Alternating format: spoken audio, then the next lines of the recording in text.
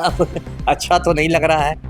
कल बिहार के लिए एक काला दिन था जब एक मैट्रिक फेल दागी व्यक्ति बिहार का मुख्यमंत्री बने हैं। देखिए, सम्राट चौधरी के बारे में दर्शकों को बता दूं, बिहार विद्यालय परीक्षा बोर्ड ने बताया है कि ये मैट्रिक में फेल कर चुके हैं और एक डिग्री लेके घूमते हैं। ये तमिलनाडु में मदुरई है, वहाँ एक कामराज यूनिवर्सिटी है, तो वहाँ की एक डिग्री लेके ये घूमते हैं। डिग्री का नाम है PFC, pre foundation course. Tarapur थाना में एक गांव है लौना परसा गांव, और लौना परसा गांव में इन्होंने 7 लोगों का खून किया था। उसका राकेश मौर्य की गिरफ्तारी हुई थी, ये जेल चले गए थे और फिर इनके वकील ने एक जाली प्रमाण पत्र कोर्ट में दिया और उसमें कहा गया कि ये नाबालिग थे कांड के समय। अभी हाल में इन्होंने एक समारोह में बोल दिया था सम्राट अशोक जयंती पर कि सम्राट अशोक जब गौतम बुद्ध से मिले तो उनका हृदय परिवर्तित हो गया, जबकि इतिहास के मुताबिक सम्राट अशोक के 180 साल पहले गौतम बुद्ध की मौत हो गई।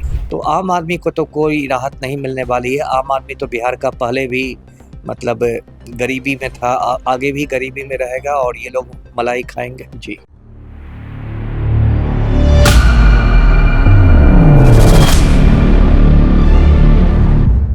नमस्कार, वॉच न्यूज़ देख रहे हैं आप। मैं हूं आपके साथ श्रुति राज। देखिए, अभी हमारे साथ बात करने के लिए पूर्व IPS अमिताभ दास जी हैं, जिनसे हम राजनीति से जुड़े कुछ सवाल करेंगे। सबसे पहले तो सर आपका बहुत बहुत स्वागत है। जी, बहुत धन्यवाद।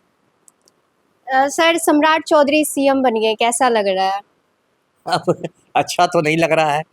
कल बिहार के लिए एक काला दिन था जब एक मैट्रिक फेल दागी व्यक्ति बिहार का मुख्यमंत्री बने हैं और ये बिहार का दुर्भाग्य है कि बिहार की तो पहचान ज्ञान की धरती के रूप में है। वही मैं सोच रहा था कि कभी इसी बिहार में नालंदा विश्वविद्यालय हुआ करता था, जो दुनिया में नंबर 1 की यूनिवर्सिटी था और बिहार ज्ञान की धरती था, और आज बिहार की ये दुर्गति हो गई है कि एक मैट्रिक फेल व्यक्ति जिसका आपराधिक इतिहास रहा है वो बिहार के मुख्यमंत्री बने हैं।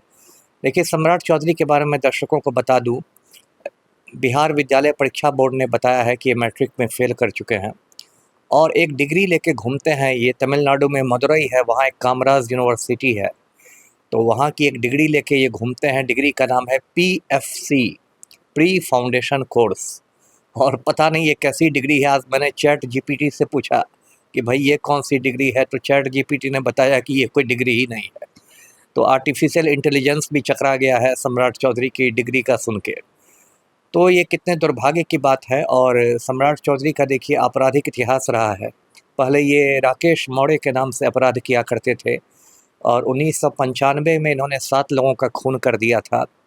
मुंगेर जिला में एक तारापुर थाना है, तारापुर थाना में एक गांव है लौना परसा गांव, और लौना परसा गांव में इन्होंने 7 लोगों का खून किया था। उसका राकेश मौर्य की गिरफ्तारी हुई थी, ये जेल चले गए थे और फिर इनके वकील ने एक जाली प्रमाण पत्र कोर्ट में दिया और उसमें कहा गया कि ये नाबालिग थे कांड के समय, और उस प्रमाण पत्र के आधार पर इनको जमानत मिल गई, ये बेल पर बाहर आ गए। और उसके बाद इन्होंने अपना नाम बदल के राकेश मौर्य से सम्राट चौधरी रख लिया, पुलिस को चकमा देने के लिए। और अब ये देखिए मतलब मुख्यमंत्री बन गए हैं। इनका चारों ओर सोशल मीडिया पर देखिएगा तो मजाक बनता है। एफिडेविट को हाफिडेविट कहते हैं, पेनाल्टी को पेलांटी कहते हैं, और पूरे बिहार की ये नाक कटा रहे हैं। अभी हाल में इन्होंने एक समारोह में बोल दिया था सम्राट अशोक जयंती पर कि सम्राट अशोक जब गौतम बुद्ध से मिले तो उनका हृदय परिवर्तित हो गया, जबकि इतिहास के मुताबिक सम्राट अशोक के 180 साल पहले गौतम बुद्ध की मौत हो गई थी। तो अब ये बिहार का दुर्भाग्य है कि यहाँ छछूंदर के सर पे चमेली का तेल लगता है। तो सम्राट चौधरी के मुख्यमंत्री बनने से तो को मैं खुश नहीं हूँ जी। सर, जनता के हित में ये फैसला लिया गया है या सिर्फ ये राजनीतिक रणनीति है? नहीं, राजनीति, भारत की राजनीति का इतना पतन हो चुका है कि अब जनता के हित में कोई फैसला नहीं होता है। जो भी फैसला होता है वो माफिया के हित में होता है, पूंजीपतियों के हित में होता है, जनता की किसी को फिक्र नहीं है। अब यही सम्राट चौधरी जो बने हैं तो इनको तो जो दिल्ली में बैठे हुए हैं गुजराती बंधु नरेंद्र मोदी और अमित शाह, उन गुजराती बंधुओं ने बनाया है। ये कठपुतली की तरह काम करेंगे गुजराती बंधुओं का। इनके जितने सारे फैसले भी होंगे वो भी गुजराती लॉबी को ध्यान में रख कर किए जाएंगे। गुजरात के जो बड़े बड़े पूंजीपति हैं, गौतम अडानी जैसे लोग, उनके हितों को ध्यान में रख कर किए जाएंगे। तो आम आदमी को तो कोई राहत नहीं मिलने वाली है। आम आदमी तो बिहार का पहले भी मतलब गरीबी में था, आगे भी गरीबी में रहेगा और ये लोग मलाई खाएंगे जी। निशांत कुमार का नाम आ रहा था डिप्टी सीएम में, लेकिन उस रेस में भी वो काफ़ी पीछे रह गए। इसको आप किस नज़रिए से देखते हैं? नहीं नहीं, निशांत कुमार को तो नीट छात्रा कांड ने डुबा दिया।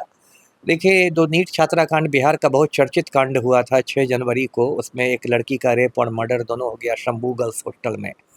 और उसमें मैंने बहुत सारे सबूत भी जुटाए थे निशांत कुमार के खिलाफ। और फिर 13 फरवरी को मेरे घर भी पुलिस आ गई और काफ़ी सारे सबूत नष्ट कर दिया पुलिस ने। लेकिन सीबीआई को वो सबूत हाथ लग गए और उसी के आधार पर ब्लैकमेल करके पलटू राम को भाजपा ने हटवा दिया कि अगर आप मुख्यमंत्री की कुर्सी नहीं छोड़ते हैं तो सीबीआई निशांत कुमार की गिरफ्तारी कर लेगी। तो एक तरह से कनपटी पर कट्टा सटा के पलटू राम को हटा दिया गया। उसके बाद पलटू राम की ये नीति थी, वो चाहते थे कि निशांत कुमार बिहार में डिप्टी सीएम बन जाए। तो दर्शकों को याद होगा, बहुत आनन फानन में नीतीश कुमार की पॉलिटिक्स में निशांत कुमार की पॉलिटिक्स में एंट्री हुई थी और बहुत बाजे गाजे धूम धड़ाके के साथ, और उनको नीतीश कुमार का उत्तराधिकारी दिखाया जा रहा था। और चारों ओर यही चर्चा थी जदयू कार्यकर्ताओं में भी कि निशांत कुमार अगले उप मुख्यमंत्री बनेंगे और वो फिर एमएलसी बन के सदन में आएंगे। लेकिन भाजपा आला कमान निशांत कुमार के नाम पर राज़ी नहीं हुआ। भाजपा आला कमान ने कहा कि ये आदमी नीट छात्रा कांड में काफ़ी विवादित हो गया है और इसको सीएम बनाने से खास के भूमिहार समाज बहुत नाराज़ हो जाएगा भाजपा से। तो अंत में निशांत कुमार का नाम कट गया और फिर 2 नए उप मुख्यमंत्री बने हैं, विजय चौधरी और विजेंद्र यादव जी।